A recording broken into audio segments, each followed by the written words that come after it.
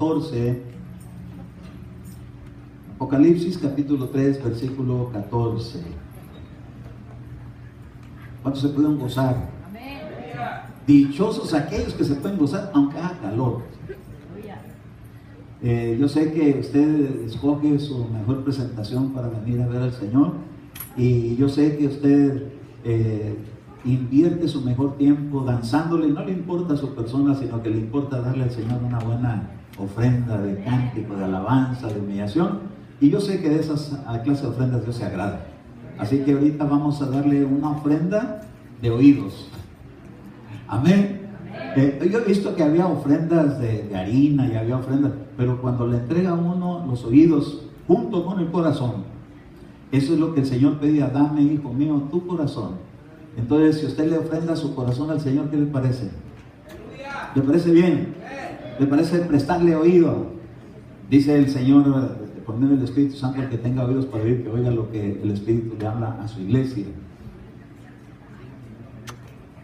Bien, pues entonces vamos a empezar con esta porción de la Escritura. Dice la Escritura: en el nombre del Padre, del Hijo y del Espíritu Santo. Y escribe al ángel de la iglesia en la Odisea, el Amén, el testigo fiel y verdadero, el principio de la creación de Dios. Dice esto: yo conozco tus obras, que ni eres frío ni caliente. Ojalá fueras frío o caliente. Así, puesto que eres tibio y no frío ni caliente, te vomitaré de mi boca. Porque dices: yo soy rico y me he enriquecido y de nada tengo necesidad, y no sabes que eres un miserable y digno de lástima, pobre, ciego y desnudo. Te aconsejo que de mí compres oro refinado por fuego, para que te hagas rico, y vestiduras blancas para que te vistas y no se manifieste la vergüenza de tu desnudez, y colirio para ungir tus ojos para que puedas ver. Yo reprendo y disciplino a todos los que amo. Sé pues celoso y arrepiéntete.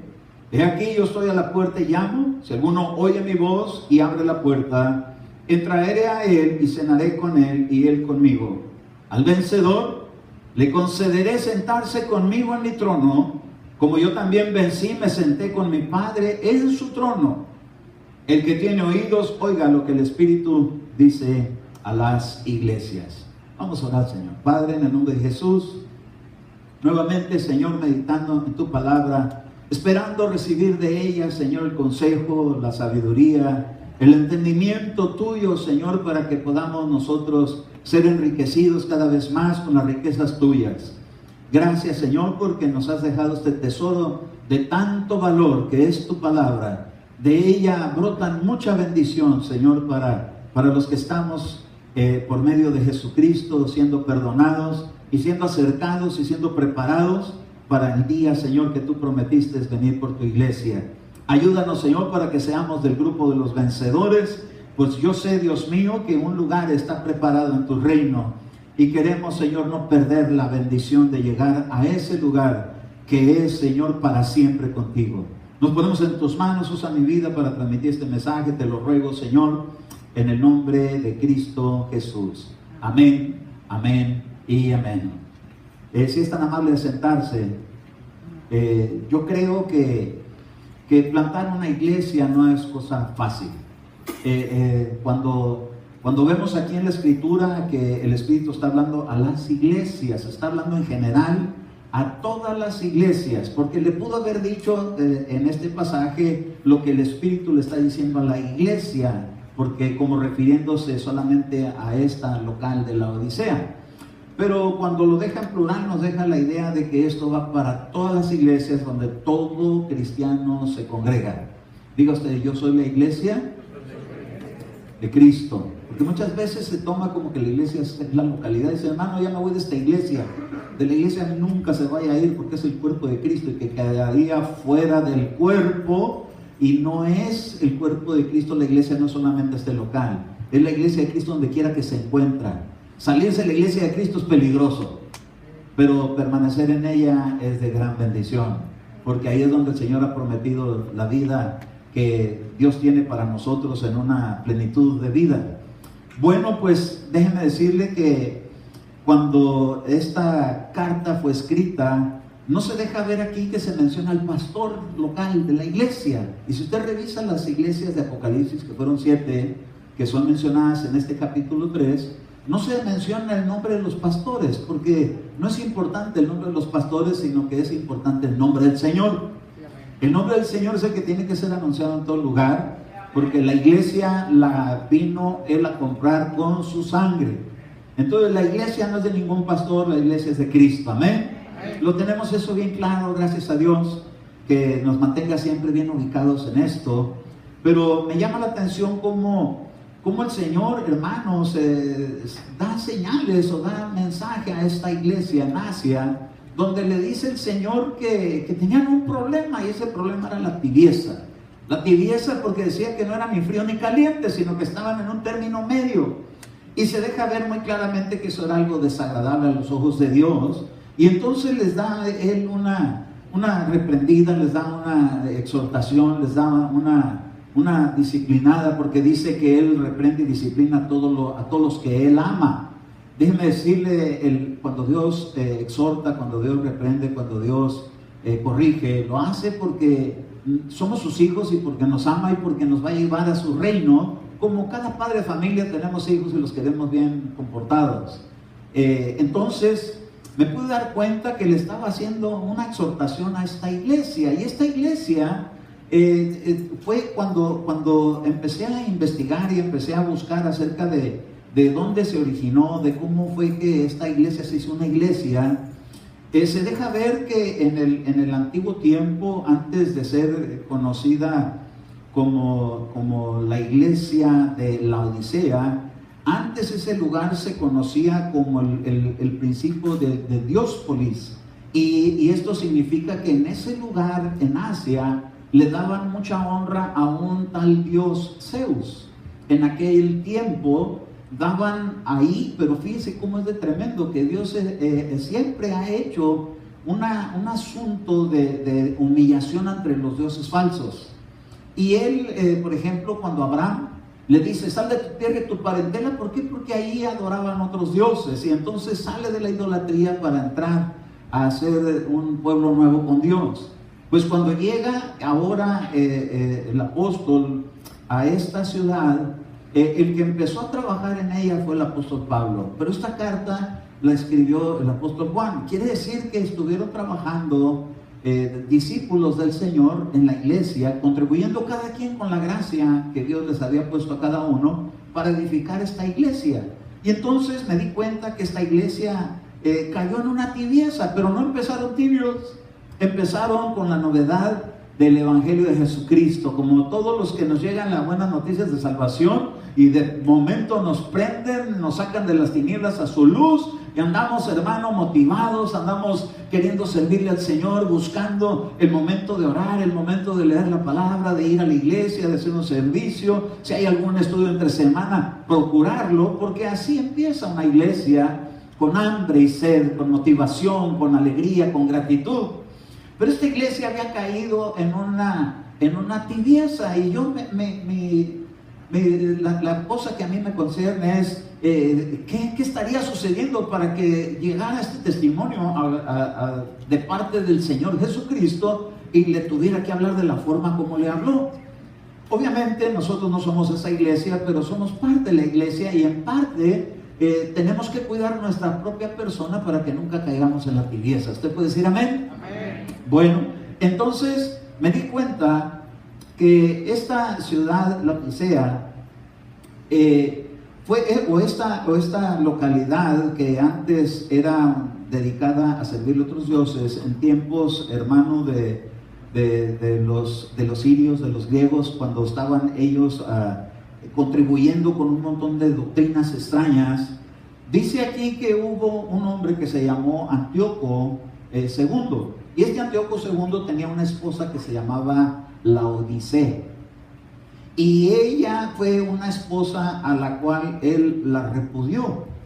Y entonces esta mujer se queda, porque fui a leer un poco de historia para poder entender qué era esta iglesia y con qué estaba batallando y con qué estaba lidiando, porque estaba en esas condiciones. Si había empezado bien, porque ahora había menguado.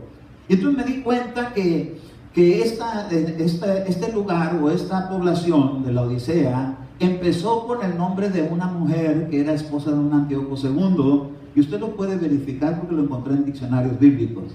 Y entonces me di cuenta que ella fue una esposa repudiada de su marido, y entonces fue abandonada. Este hombre se buscó otra, se casó con otra mujer llamada Berenice, y la Biblia da testimonio de ello.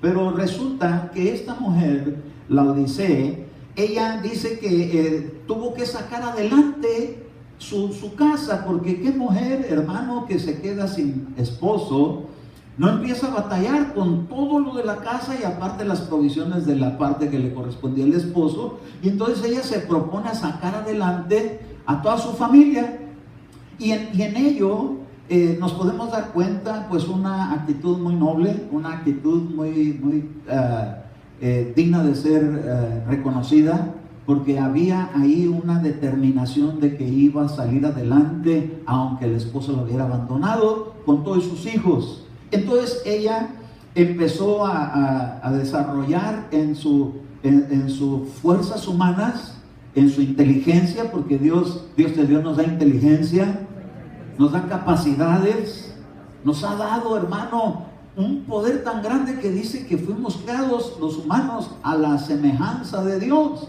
Y Dios es un Dios creador, y el humano tiene esas características de poder, o esas facultades de poder desarrollar aún sin Dios.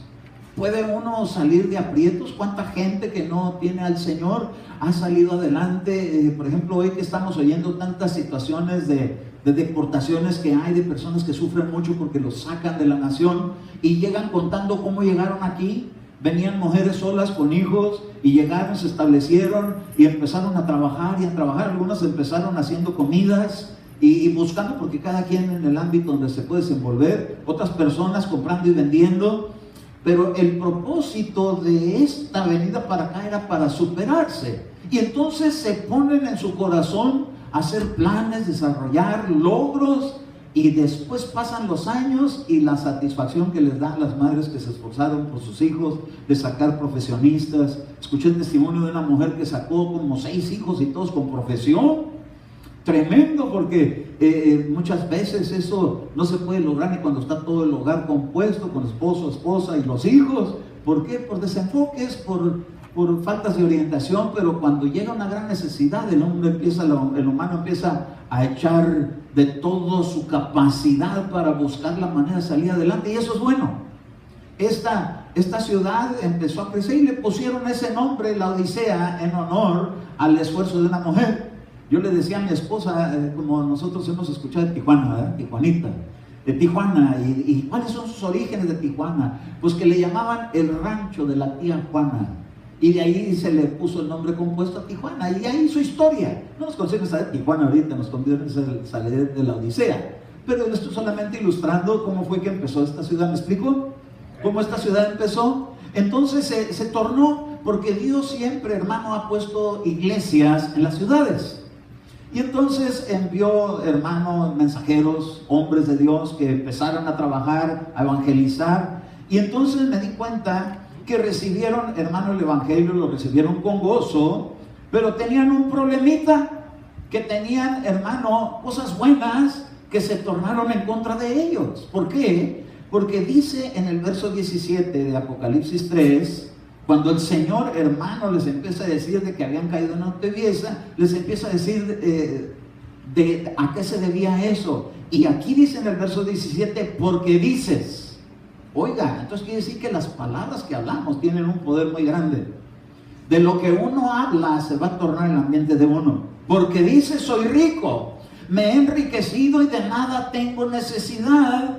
No eres más que un miserable, digno de lástima, pobre, ciego y desnudo.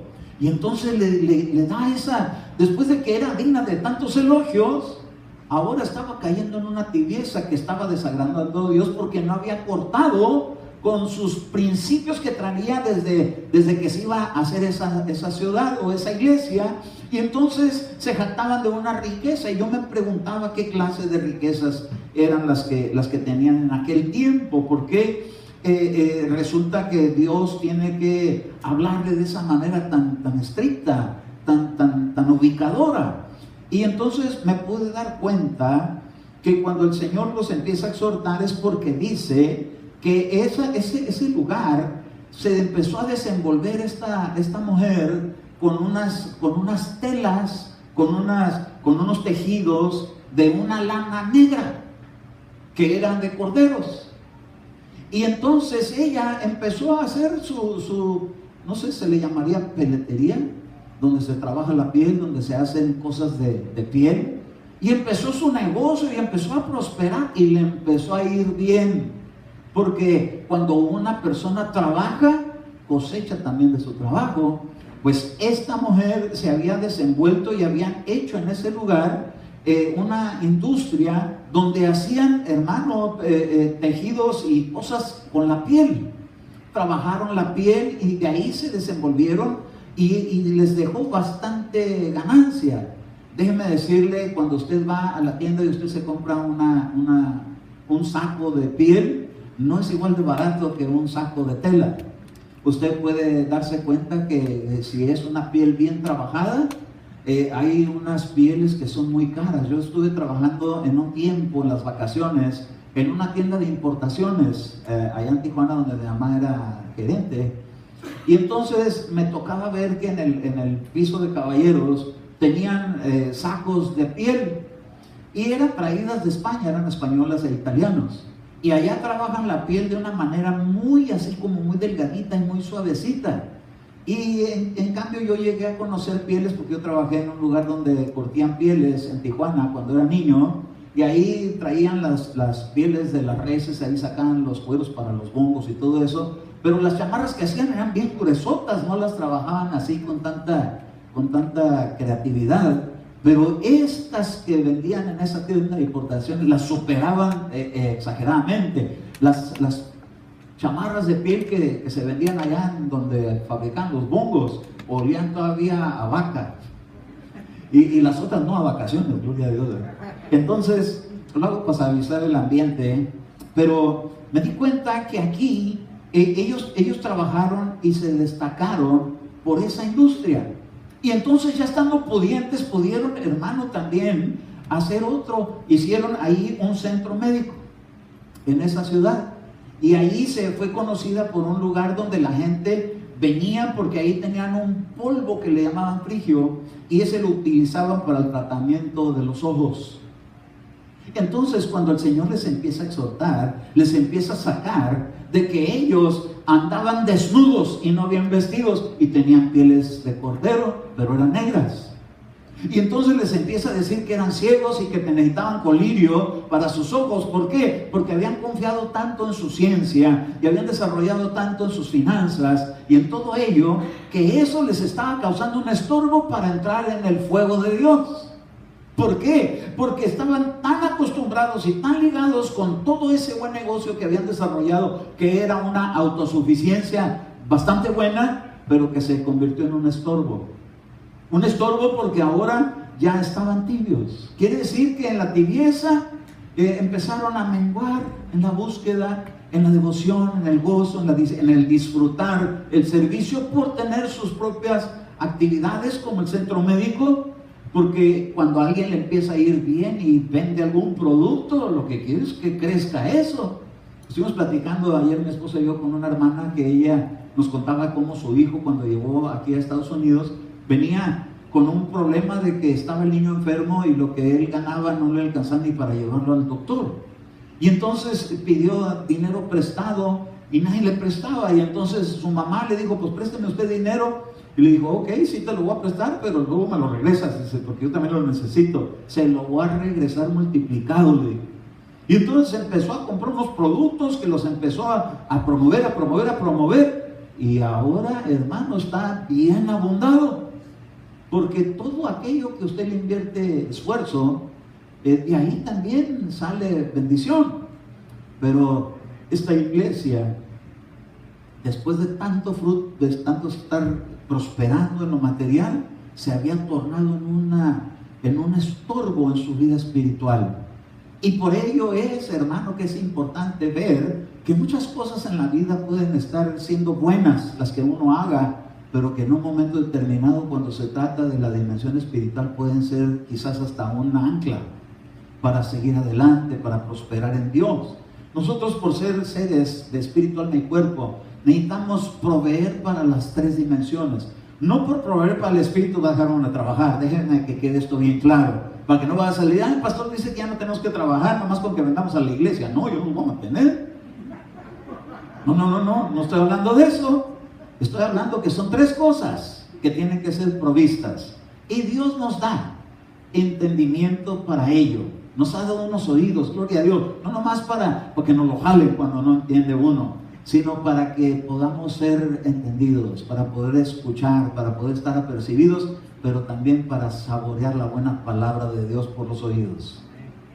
Si usted puede abrir sus oídos para escuchar la voz del Espíritu, cuando le hable el Señor, usted se va a llenar de fortaleza, porque esa bendición Dios nos ha dejado con nuestros oídos. Pero también nos ha dado una boca para hablar, para predicar, diga usted, para predicar, para anunciar. Pero estos la utilizaban solamente para sus negocios, porque dice, eres rico y no tengo necesidad de nada más. Mire, qué problema tan grande es que a veces uno dice, yo ya no necesito más, con esto que tengo es suficiente. Y el Señor dice, no, siempre necesitamos más. Y puede usted decir, yo necesito más.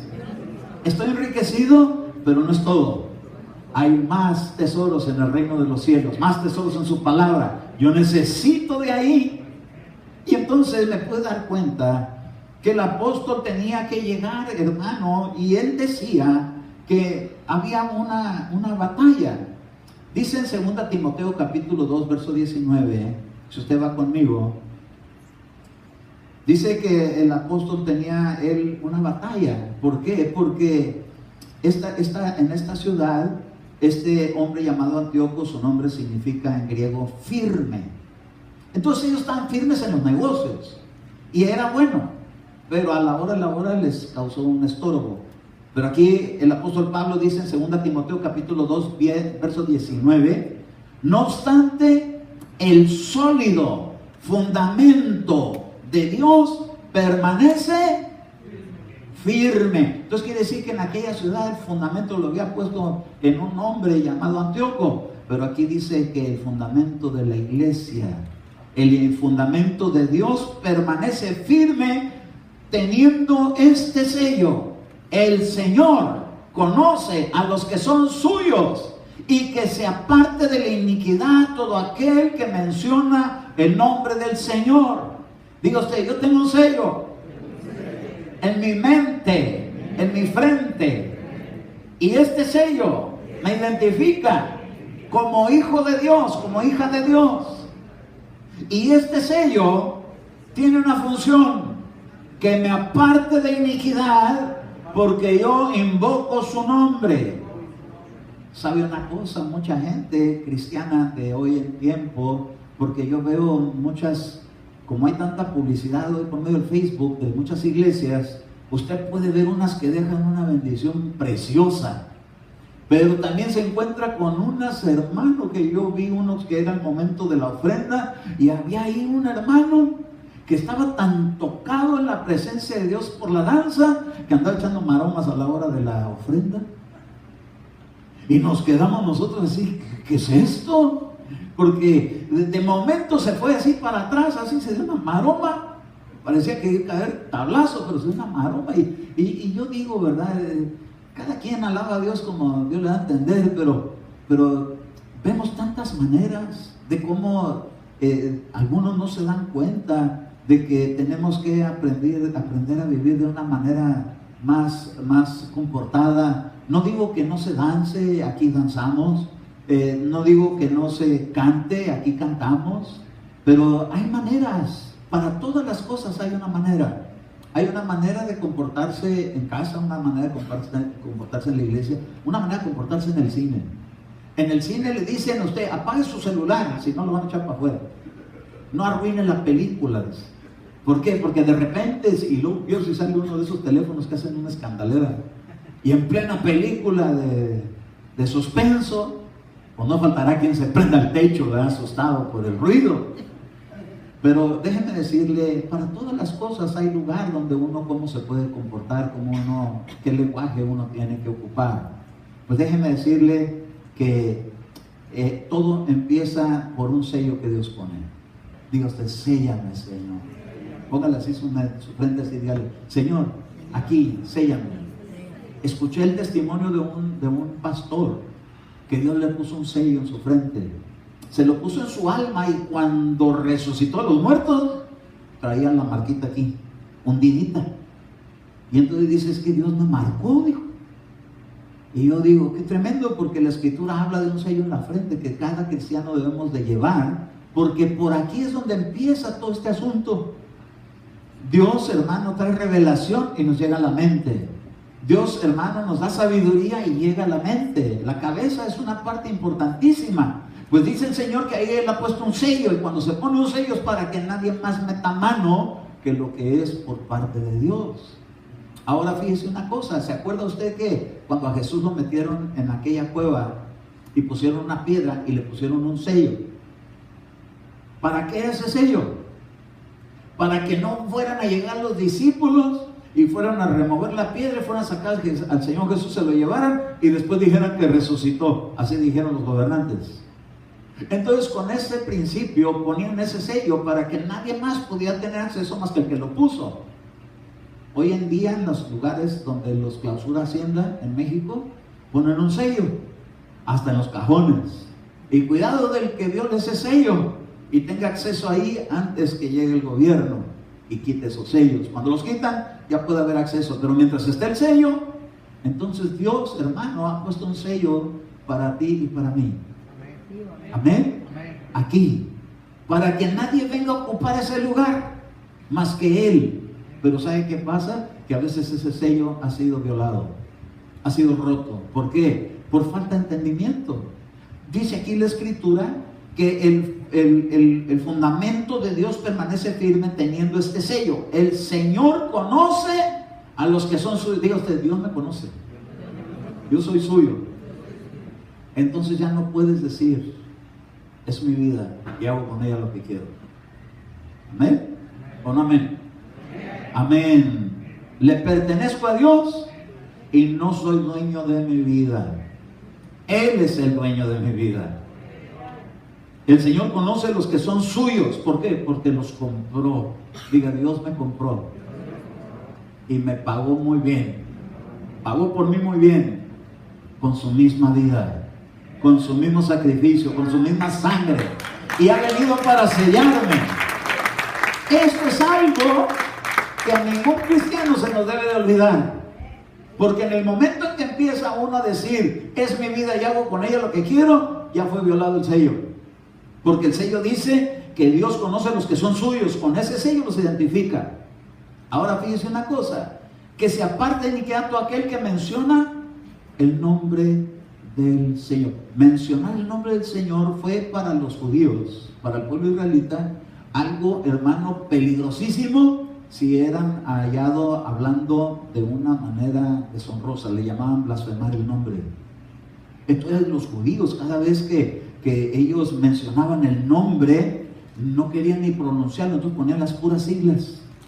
Y entonces algunos escriben Ja, de Jehová, Ja, o Yahweh, y ponen nomás Ya. ¿Pero por qué? Porque tenían temor de pronunciar el nombre si eran encontrados con que de sus bocas salían palabras sucias. Y hablar palabras sucias y palabras, de ahí viene el principio de que una fuente no puede echar agua dulce y salada, porque una fuente o da dulce o salado. Así debe ser nuestra boca, una boca o alaba a Dios o deshonra a Dios. Entonces ellos tenían de su boca la costumbre de decir al principio, Dios me ha bendecido, pero ahora ellos decían, porque soy rico y no tengo necesidad de nada. ¿Cómo que no tienes necesidad de nada? Le decía a la iglesia de la Odisea. Claro que tienes necesidad, porque no estás rico, estás miserable, le dijo. ¿Por qué? Has confiado en lo que tú puedes hacer, en tu autosuficiencia, pero te has olvidado que el que te ha dado la sabiduría para trabajar esas pieles de cordero negras, he sido yo. Porque Dios es el que da toda sabiduría. Si Dios te ha dado la habilidad para ejercer alguna profesión, algún trabajo, algún negocio, ha sido Dios el que ha puesto la bendición en tus manos. Ha sido Dios el que ha puesto el sello en tu frente. Y cuando llega ese sello, te da sabiduría para emprender labores, comisiones, trabajos, profesión, sabiduría de Dios. Pero ellos se olvidaron de ello, y entonces tuvo que venir el apóstol Juan con un mensaje a la iglesia que se había levantado y que se veía que había prosperado, y le está diciendo: el Señor ha prosperado terrenamente, pero espiritualmente estás tibia. Santo es su nombre. Nunca quisiéramos oír algo así que Dios nos dijera a nosotros, a ninguna persona. Yo no quisiera que así nunca me dijera a mí Dios.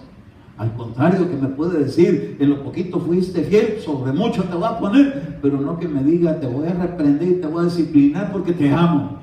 Santo su nombre. ¿A cuántos de aquí les gustaba que su mamá le diera su buena pasadita? Pásale por acá, al baño. Me metían a mí al baño, hermano. No me agarran delante de todos, en el baño. Allá se veían los cuerazos. Es que mi mamá era buena para disciplinar, muy respetuosa, que no me viera humillado delante de la gente, nomás oían allá los ayes. ¡Ay, mamacita! Pues dolía. Sabe que Dios también tiene manera de corregir, y ahí yo les llegó y les dio una palabra, y era una exhortación tremenda. Entonces tuvo que empezar a hacer algo. ¿Cómo hacer para que una iglesia no caiga en la tibieza? Bueno, lo principal que yo vi aquí es que tuvo que llegar una palabra que los ubicara. Todas las personas necesitamos ser ubicados. ¿De dónde Dios nos sacó? A esta iglesia se le había sacado que se le había olvidado que la habían restaurado de ser una mujer repudiada. ¿Sabe que Dios a nosotros nos encontró en condiciones malas? Y de ahí vino la salvación. El que todavía no se ha dado cuenta que Dios lo rescató de algo, por eso puede ser que se le olvide, porque como ni siquiera lo ha vivido. Pero porque dice la Escritura que la paga del pecado es muerte, y cuando pecamos estamos en el dominio de las tinieblas. Y cuando vino el sufrimiento y el clamor, Dios lo escuchó y vino a buscarnos y nos dio la oportunidad de ser perdonados, de ser salvados, de ser rescatados y hacer una nueva vida. Si eso no se nos olvida nunca, nunca nos vamos a tibiar. Pero si se le empieza a olvidar eso, de donde Dios nos sacó, y empezamos a confiar en todo lo que hemos hecho, todo lo que hemos logrado, algunos Dios los sacó de la misma muerte física, a otros de casi moribundos, a otros los agarró en la plenitud de su vanagloria, en su vanidad, siendo un don Juan, siendo una mujer muy hermosa, siendo un hombre que tiene muchas mujeres, siendo una mujer que tiene muchos pretendientes, pero que le fueron un estorbo para su verdadera felicidad. Y cuando llegó Jesucristo en medio de la decepción, ahora tenía un amor que iba a durar para siempre. Y si uno se da cuenta de dónde Dios a uno lo sacó, cierra tantito tus ojos, un segundito, cierra tus ojos. ¿De dónde Dios te sacó a ti? Piensa. Del vientre de tu madre, sí te sacó de ahí, pero ¿en qué condición estabas antes de venir a Cristo? Quizás te sacó de la soledad, quizás de la decepción, quizás del rechazo, quizás del menosprecio, quizás de la fama, quizás de la fortuna. Yo no sé, pero de algún lado Dios nos sacó. Ya lo puedes saber. De algún lugar nos tuvo que haber sacado. Y si ese lugar de donde nos sacó nos hizo sufrir, ahora podemos apreciar más lo que Dios nos ha dado. ¿Amén? ¿Cuántos pueden apreciar lo que Dios les ha dado? Oh, amén, hermano. Esto es, a mí me sacó del borde de la muerte. Por también que me mata el diablo, pero estoy vivo. Lo quitó encima. Y yo dije, de aquí hasta que me vaya con Cristo, yo le voy a servir, yo no sé cómo. Y el servicio que le doy quizás no sea el mejor de los servicios, pero es lo que puedo hacer. Pero con la ayuda de Dios podré hacerlo mejor.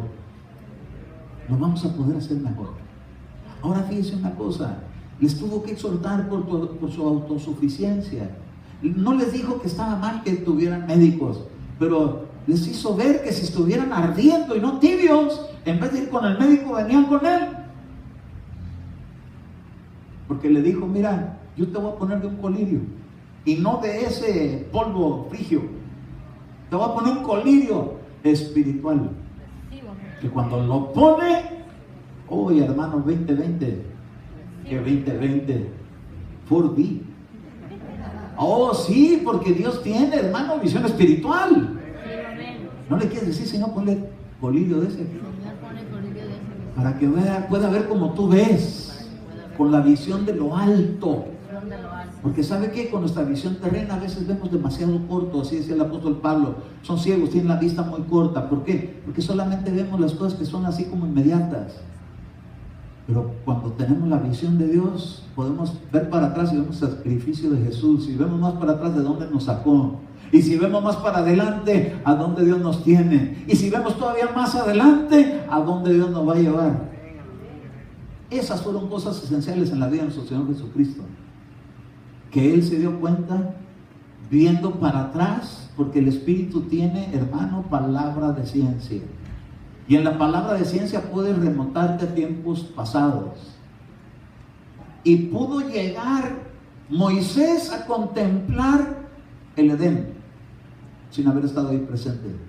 Y pudo escribir todo lo que ahí pasó, por la visión. Pudo llegar también con palabra de sabiduría a ver la vida eterna. Dios tiene para ti y para mí un lugar en su reino. Aquí dice que hay un lugar que se lo va a dar al vencedor. Entonces Jesús se mantuvo buscando encontrar ese lugar, porque dice que se veía sentado en el trono más allá de la cruz. Oiga, entonces necesitamos ese colirio para que nos ayude a salir más de la visión terrena, porque la visión terrena es conformista o es ambiciosa, pero está limitada solamente a las cosas materiales. Pero la visión espiritual va mucho más allá.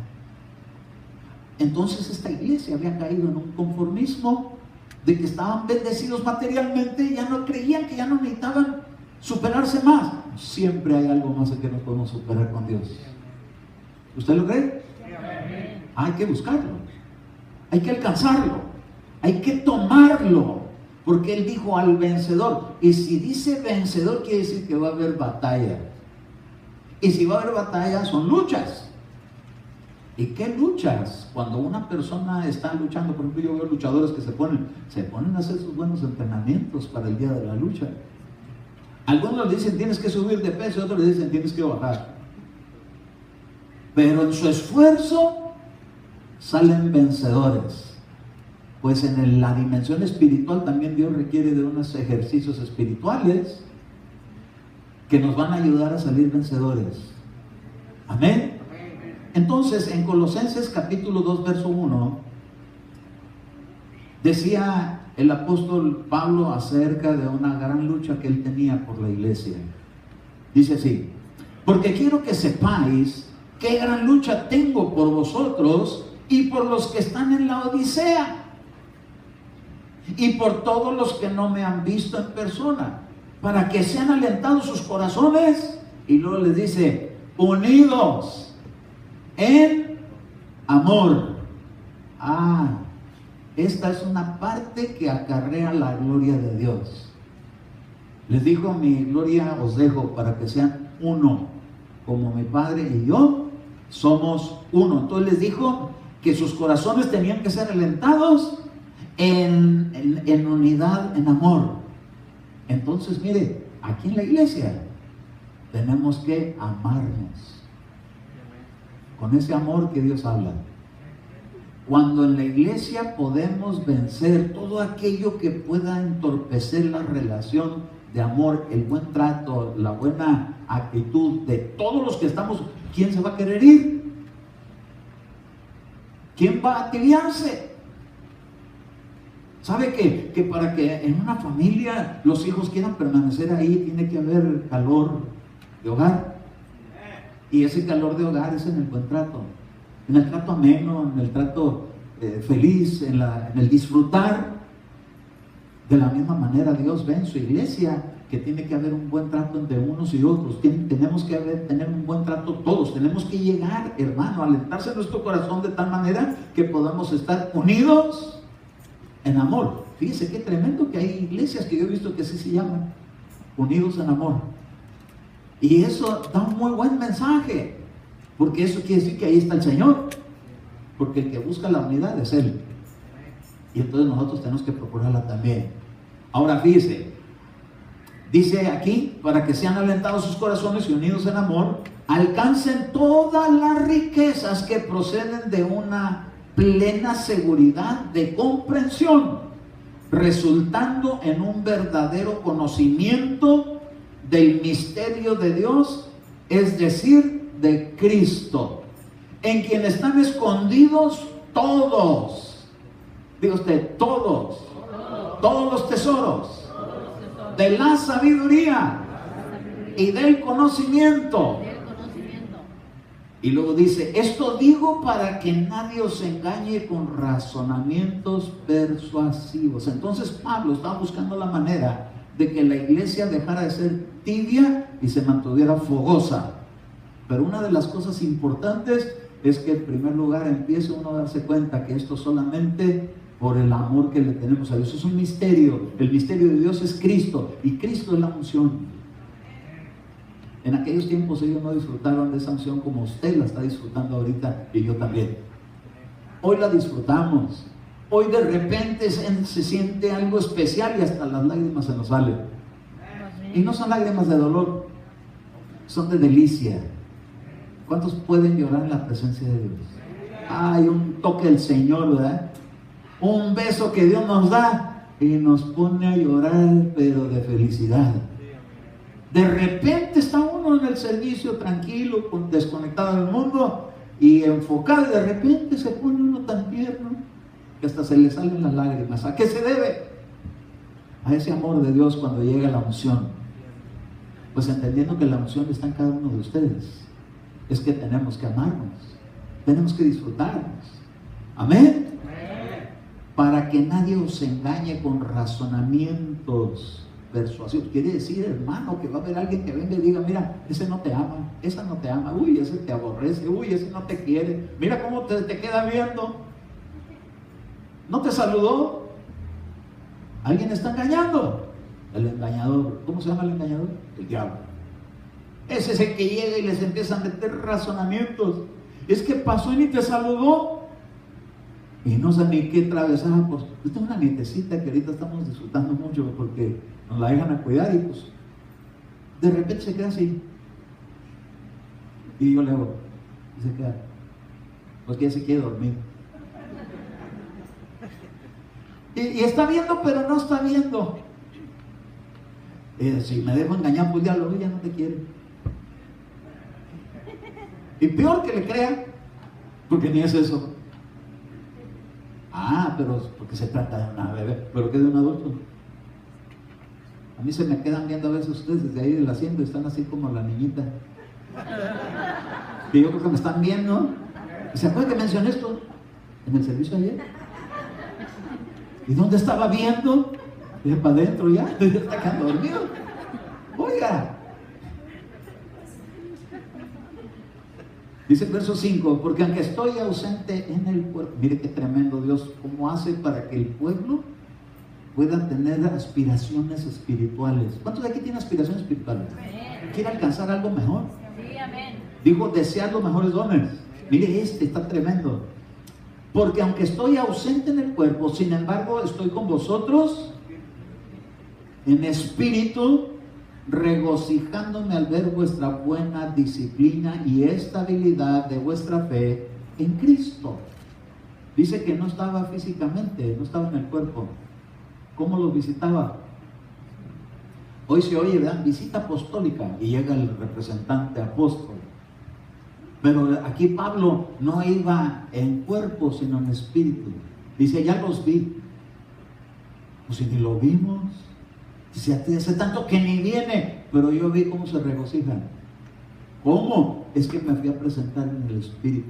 Hay experiencias fuera del cuerpo. El apóstol Pablo tenía eso. Varias veces lo hizo. No fue nada más una vez que subió al tercer cielo. Una vez subió al tercer cielo, otra vez subió al paraíso, una vez fue a Corintio, y ahora estaba visitando Colosas.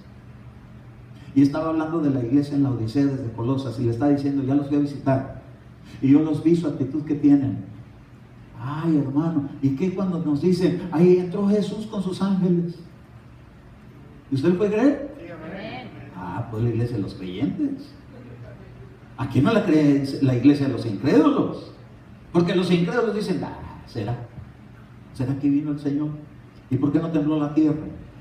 Si cuando el Señor se presenta, porque también se hace así como que no se den cuenta que ahí Él está. Hay gente que lo vio y ni lo reconoció siquiera, como los discípulos que iban a Emaús, que iban a la tibieza. Por la tibieza se desconoce al Señor, por la tibieza se desconoce que Cristo está en vosotros. A ver, voltea a ver a alguien, dígale, ¿usted reconoce que Cristo está en mí? Entonces, ámame con mucho respeto. Amén. Ahora fíjese, dice en el verso número 6, por tanto, de la manera que recibiste a Cristo Jesús el Señor, así andad en Él. ¿Cómo? De la misma manera como cuando lo recibiste. Eso quiere decir el primer amor. ¿Cuántos quieren volver al primer amor? Amén. Diga usted, hermano, yo permanezco en el primer amor. ¿Cuántos han permanecido en el primer amor? Amén. Ay, gloria a Dios, ¿verdad? Así como, hermano, no va a ser que le va a decir el Señor que no es cierto. Por tanto, de la manera que recibiste a Cristo Jesús el Señor, así andad en Él, firmemente arraigados. Hermanos, que yo soy cristiano cada 6 años y 2 de vacaciones. No, es estar firmemente arraigados, es que constantemente, esto no es de que por temporaditas. Aquí en la iglesia, perdón, pero hay gente que la veo por años, no la veo, y de repente ya se aparecieron otra vez, gloria a Dios. Le digo, su corazón está arraigado aquí, pero falta su cuerpo también. Ahora dice, firmemente arraigados y edificados. ¿Qué es lo que puede causar tibieza? La inconstancia y la falta de instrucción. Para que una iglesia esté fogosa, tiene que estar en la comunión. ¿Se acuerda cómo fue que empezó la iglesia a estar fogosa? Que dice que tenían, hasta en el partimiento del pan, están ahí presentes día con día. Aquí, ¿cuál sería día con día? No sería el lunes, ¿verdad? Porque el lunes no está abierto aquí. Pero día con día de servicio, día con día de búsqueda, día con día de reunión. Ellos, les dice el apóstol Pablo, edificados en Él y confirmados en vuestra fe, tal como fuisteis instruidos, rebosando de gratitud. Lo que va a causar todo esto es el grado de gratitud que uno tiene para con Dios. Dios te ha sacado de aprietos. Sí, hermano, hasta de asfixias, aprietos de corazón. Yo hace unos días sentía unos piquetes de corazón. Y entonces le dije, Señor, ¿qué está pasando? Si a mí me has anunciado 7 años más de vida de los que me habías dado. Y entonces le dije, pero te doy gracias porque me diste esa promesa y yo me arranco estos piquetes. Se quitaron, pero estaban repetitivos. ¿Qué crees que me decía el enemigo? Hasta aquí llegó tu hora. Y yo le decía a Marta, y le dije, ¿sabes qué? Estoy sintiendo así como unos piquetes. Pon tu mano aquí. Y empezó, Padre, yo arranco en el nombre de Jesús todo ataque del enemigo. Empecé a reprender vudú. Y se acabaron los piquetes. ¿Por qué? Porque estoy agradecido con Dios que estoy vivo. Estoy agradecido con Dios que le puedo servir. Yo no puedo imaginar mi vida vivo sin venir a estar haciendo esto que estoy haciendo ahorita. Cuando no predico aquí, va a creer que sufro. Por dentro, mi corazón sufre. Porque digo, Señor, gloria a Dios que estás usando el que está predicando. Pero es mi lugar. Va a decir el Señor, ni es tuyo, es mío. Y yo te digo cuándo, y cuándo sí, cuándo no. Amén. ¿Por qué? Porque nada es mío, todo es de Él. Tú le puedes decir, mi vida no es mía, es tuya, Señor. Yo tengo que hacer lo que tú quieres que yo haga para darte gusto a ti. Yo no puedo hacer esto, hermano, por ambición personal. Porque dice que muchos predican a Cristo, unos de buena manera, pero otros por competencia y otros por necesidad. Yo no creo que soy pastor para ya no trabajar. Gracias a Dios todavía estoy trabajando. Pero si algún día el Señor me concede que deje de trabajar para seguir sirviendo full time, voy a hacer a Dios, pero no mi ambición personal. ¿Por qué? Porque la iglesia, hermano, le pertenece a Él. Él es el que dará, como dicen, ¿verdad?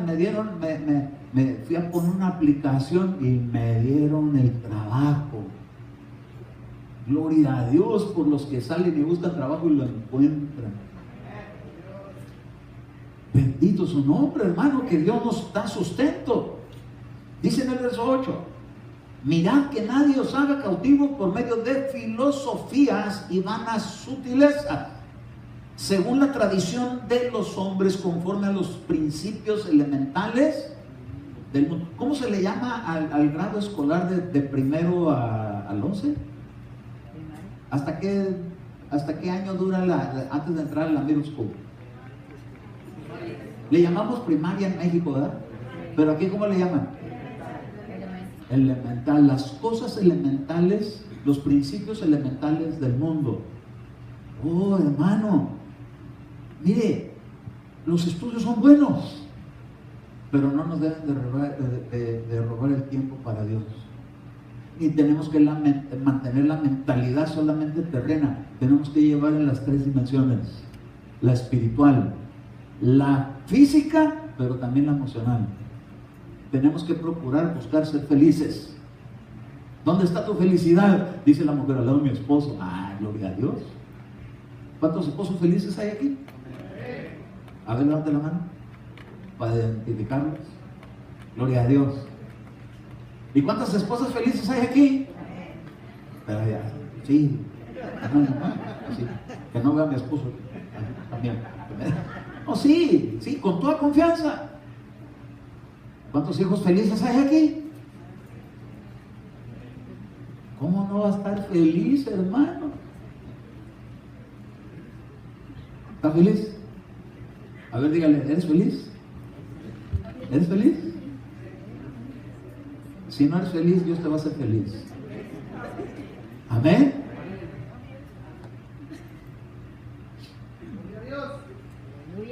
Mirad que nadie os haga cautivos. Hay gente que todavía está cautiva, ¿verdad? Tiene que ser liberada. A veces nosotros tenemos que ser liberados de algunas cosas, hasta de ideologías, hasta de filosofías, de la manera de ver la vida. Tenemos que ser liberados. La mente tiene que ser liberada de filosofías y de vanas sutilezas según la tradición de los hombres, conforme a los principios elementales del mundo y no según Cristo. Entonces, cuando llegamos a Cristo, empieza a liberarnos de un montón de maneras, hasta de pensar y de prejuicios. Quiere decir que nuestra mente tiene que ser renovada día con día cuando llega la palabra. Porque toda plenitud de la deidad reside corporalmente en Él, y habéis sido hechos completos. ¿Y qué es completo? Perfecto. Habéis sido perfectos en Él, porque Él fue la propiciación de nuestros pecados, y yo mencionaba el viernes, y también va a pagar la diferencia de lo que nos haga falta. Aleluya. Amén.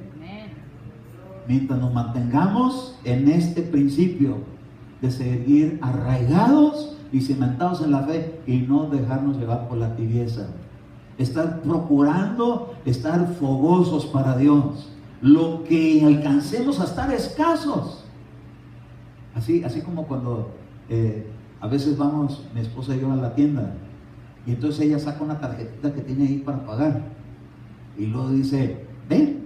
Y yo, ¿a dónde? Aquí, a la cuenta. Faltó tanto. ¿Quién cree que lo tiene que poner? No el manager de la tienda. ¿En serio? Pues nosotros tenemos a alguien que pone esa otra parte que nos hace falta. Se llama Jesucristo.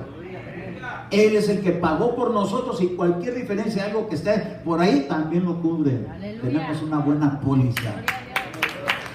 de que nos cubre, de que nos ayuda, de que nos fortalece.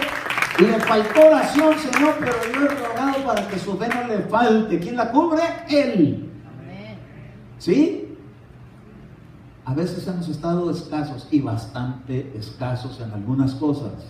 Y el Señor, ¿cómo cree que está haciendo? Intercediendo por nosotros. ¿Qué cree que está haciendo ahí? Está cubriendo lo que nos hizo falta. Porque nos mira a través de Cristo, hermano.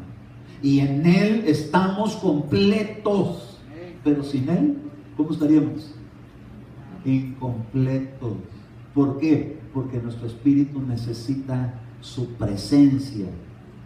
La presencia del Dios vivo. Nuestra vida no estaría completa sin las cosas de Dios. Y si esas cosas se quedan vacías, alguien más las va a querer ocupar. ¿Quién cree que es? El diablo. Pero como no venimos a esta vida para que habite el diablo, sino que Cristo. Y entonces dice el Señor, ok, pero de todas maneras te tengo que ser libre, tengo que sacarte el cautiverio de razonamientos, de formas de pensar. Qué difícil es agarrarse a un joven de universidad para hablarle por primera vez de Cristo, porque le habla de las teorías de relatividad y que del chango y que del mono y que un montón de conocimiento elemental del mundo, pero que carece de la unción del Espíritu de Dios. A usted y a mí que nos agarraron así tiernitos, sin tanta sabiduría bloqueada, fácilmente cree usted que el Señor se puede hacer aquí presente sin que lo veas. Porque Pablo se hizo presente y no lo vieron, pero les dio testimonio que los estaba viendo. Ah, hermano, ¿cómo fue eso? En visiones, pero en el Espíritu hay salidas. ¿No te gustaría darte una salidita en el Espíritu? Solamente que Dios me lleve, si no, no. No vaya a ser que vaya a ser hallado con la proyección astral. Yo no quiero eso. Si Dios me lleva, que me lleve la mano, si no, no voy. Amén. Pero hay salidas también en Cristo, donde Dios a veces a la gente la saca como sacó a Ezequiel. Estaba sentado y de repente una mano llegó y lo agarró por aquí, lo sacó. Y ahí se quedó el cuerpo, pues se quedó así, como oído mientras le estaban hablando. Y se lo llevaron a ver todo lo que hacían en el sacerdocio. Y de repente lo regresa y lo vuelve a meter. Y como que despierta de que estaba así como oído.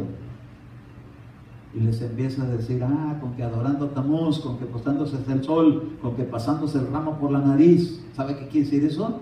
Que se las tronaban. ¿Y sabe qué quiere decir eso? Que se las truenan.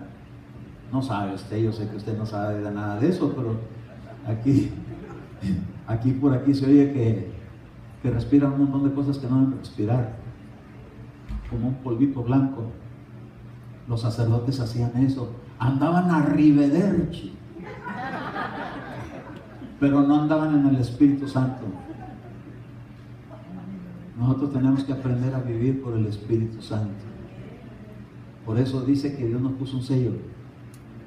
Apártese de iniquidad todo aquel que invoca su nombre, para que le vaya bien en la vida, para que todo le salga bien, para que cuando clame Dios le responda, para que no vaya a suceder que viene el clamor, el sufrimiento, el clamor y diga Dios, no te escucho, porque Dios también hace eso. A los que no lo escuchan cuando Él les llama la atención y lo ignoran, Él también dice, van a multiplicar sus oraciones, no los voy a escuchar y me voy a reír de ellos. Así dice. ¿Cómo puede ser? Sí. Porque a veces así también somos los papás. Le dicen, bájate de ahí, te puedes caer, bájate de ahí, es peligroso, la silla está frágil, bájate de ahí, no se caes a uno, ándele. Te dije que no te subieras. Y hasta risa le da, ¿verdad? Porque se vio chistoso cuando se cayó. Pues lo bailó, ¿verdad? Pues mientras se dio su reidita. Tenías que aprender con dolor. Yo te quería evitar el dolor, pero como no haces caso, a veces así somos los papás. Le decimos a los hijos, hey, párale porque está peligroso. Hey, yo tengo que descubrir que no es peligroso. Yo veo unos jóvenes que se suben en un patín y se avientan por unas escaleras en el barandal, y algunos salen bien suaves, pero otros salen bien amolados. Dice Martín, ay, quita eso porque hasta se me enchina el pelo cuando lo veo. ¿Eso lo tienes rizado? Me encanta tu cabello. Ah, se siente feo cuando alguien se pega. ¿Qué cree que siente Dios cuando sus hijos se van de narices? Se tropiezan con algo que los hace sufrir. Dice, te dije que leyeras la palabra, te dije que no fueras con esas amistades, te dije que llegaras a tiempo antes que te asaltaran en la calle. Pero como no hacen caso, llega el padecimiento y el sufrimiento, y de todas maneras Dios los deja que les duela un poquito para que aprecien la medicina, y le pone su buena anestesia, le pone su buena administrada, y de repente se levanta más sabio, porque los golpes lo hacen a uno aprender sabiduría. Dios quiere darnos una sabiduría que no nos cueste sufrimiento. ¿O quién aprende así? Más que los entendidos, diga usted, los entendidos.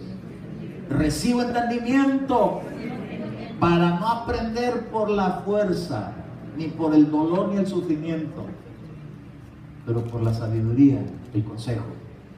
Este es el mensaje que encontré de la iglesia a la Odisea. ¿Por qué el Señor la tuvo que reprender? ¿Por qué la tuvo que exhortar? Porque tenía que reubicarlos. Y la reubicación es volver a la raíz. Y la raíz, el amor a Dios, el amor a los hermanos. Si hay amor entre hermanos en la carne, la van a llevar bien en la casa los papás. ¿Cuántos papás tienen aquí más de un hijo? ¿Qué se siente cuando se andan peleando los hijos? Hasta se quisiera uno ir de este planeta, porque le duele. Pero cuando los hijos están ahí, jijiji, jajaja, y que, ¿por qué no vino mi hermana? ¿Y por qué no vino? ¿A dónde se fue la Gigi? Me dice la Eli. Y luego al revés, ¿para dónde se fue? Pues es su mamá. ¿Por qué la disfruta? ¿Y cómo cree que yo me siento? Y su mamá, ¿cómo cree que nos sentimos? Andan juntas, me dice. No le hace. Si van al centro comercial, no hay ningún problema. Me inquieta cuando se van una sola. Ay, ahí está mi alma. Así está Dios, hermano. Nos quiere ver unidos, como hermanos, como familia. Los hijos con sus papás, con su mamá, que sean cariñosos, que se dejen acariciar.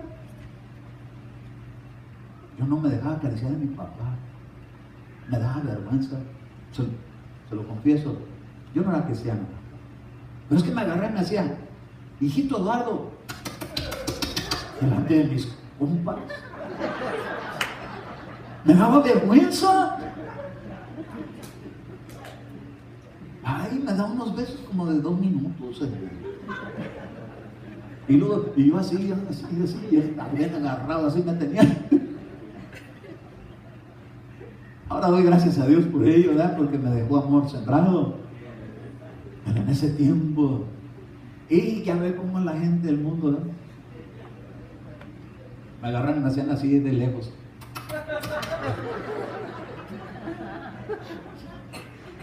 Me daba vergüenza. Pues tenía 14 años. Yo crecí a los 14 años de la estatura que tengo ahorita. Entonces me agarraba así el cachete así. Yo así. Y ahora ¿cómo quisiera que me agarrara así? ¿Qué así pasa? Nunca se avergüenza de su papá, de su mamá. Usted que es hijo, usted que es hija. Dígale, qué bueno porque me cuidan, porque me quieren. Qué bueno que de vez en cuando me castigan y me quitan el celular. Qué bueno. Aunque parece que estoy hablando en otro idioma, ¿verdad? Parece que estoy hablando un idioma extraterrestre, ¿verdad? Pero qué bueno, porque eso le da a uno tiempo para disfrutar otras cosas. Entonces le dijo el Señor a la iglesia de la Odisea, el que tenga oídos para oír, que oigan lo que el Espíritu dice a las iglesias. Diga usted, a mí también. Eso fue dado para aquella iglesia en Asia, pero dijo las iglesias. Ahora diga, yo también soy la iglesia. Es para mí también. Amén. Voy a hacer una pequeña oración. Cierre sus ojos.